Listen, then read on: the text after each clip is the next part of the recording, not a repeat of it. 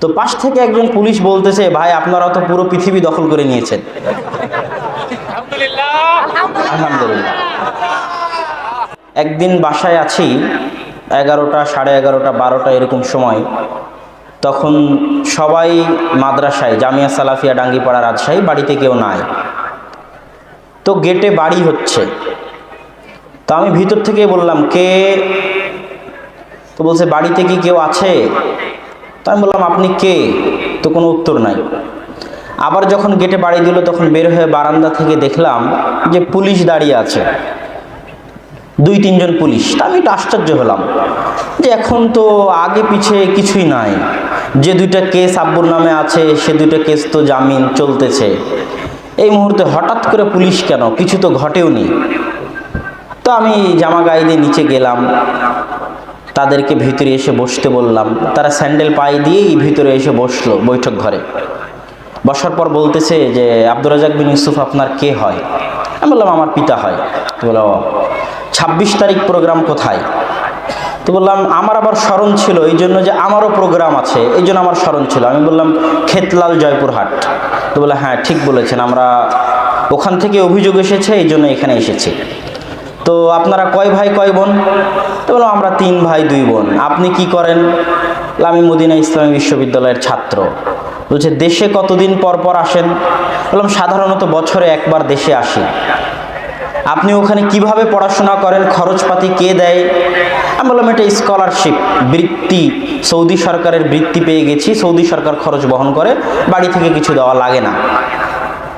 তো বলে, আপনার পরের ভাই সে কি করে? আমি বললাম, সেও ছাত্র। কোথায় আছে? আমি বললাম, ভারতে।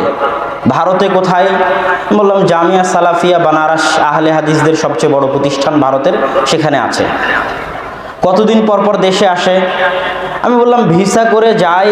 ভিসার নিয়ম হচ্ছে, ভারতের ভিসার ট্রানজিট ভিসা 1 বছর বা 5 বছরের ভিসার নিয়ম হচ্ছে প্রতি 3 মাসে একবার বাংলাদেশে ঢুকতে হয়। তো সে প্রতি 3 মাসে একবার বাংলাদেশে ঢুকতে বাধ্য, এই জন্য প্রতি 3 মাসে একবার তাকে বাংলাদেশে ঢুকতে হয়। তখন তারপরের জন কোথায়, কি করে? আমি বললাম, তারপরের জন্য ছাত্র। কি করে, কোথায় আছে? মিশরে আছে। মিশরে কোথায়? তো হলে মিশরে আল আজহার বিশ্ববিদ্যালয়, যেটা মুসলিম বিশ্বের সর্বপ্রথম এবং সবচেয়ে পুরাতন বিশ্ববিদ্যালয়, সেখানে আছে।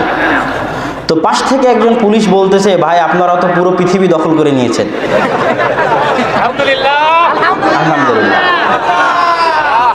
তো তারপরে বললাম, তো বলছে, তাহলে এখন আসল কথায় আসি। আপনার পরের কথা এখনো শেষই হয়নি। আপনার পরের 2 বোন? বললাম, একজন অনেক ছোট্ট, আর একজন কোরআন হিফজ করেছে, আম্মার সাথে মহিলা মাদ্রাসায় পড়ে। তো আসল কথায় আসি, এই প্রোগ্রাম জয়পুরহাট খেতলাল থেকে অভিযোগ পাঠানো হয়েছে। কি অভিযোগ? সন্ত্রাসবাদ, জঙ্গিবাদের সাথে তাদের কোনো আলামত, কোনো কানেকশন আছে কিনা, এই হচ্ছে অভিযোগ। এখানে প্রোগ্রাম আয়োজন হচ্ছে, বক্তা এই বাকি বক্তাদের নাম জিজ্ঞেস করলো, মুজাফফর বিন মহসিন। আমি বললাম, আপনি যে রাস্তা দিয়ে ঢুকেছেন ওই রাস্তার কিছু সামনে গেলেই তার বাড়ি। বয়স কত? বললাম, বয়স এরকম। তারপরে মিমামউদ্দিন বিন আব্দুল বাসির। আমি বললাম, যে রাস্তা দিয়ে এসেছেন এই রাস্তায় আরও কিছু দূর সামনে গেলে একটা মসজিদ পাবেন হাতের বামে, সেখান থেকে একটা গলি নিচে নেমে গেলে ওখানে তার বাড়ি। বয়স কেমন? তো বলে, বয়স এত। তো যখন সন্ত্রাসবাদ, জঙ্গিবাদের কথা বলল, তো তখন আমি তাদেরকে যে কথাগুলো বলেছি সেটা তো কিছু বক্তব্যের মধ্যে আসবেই। তো তখনই প্রোগ্রামের আয়োজক যারা, তারাও জানে যে এইভাবে পুলিশ গেছিল। তো তখন তারাও অনুরোধ করেছিল যে বক্তব্যে আপনি আলোচনা করলে সন্ত্রাস এবং জঙ্গিবাদ বিষয়ে আলোচনা করুন।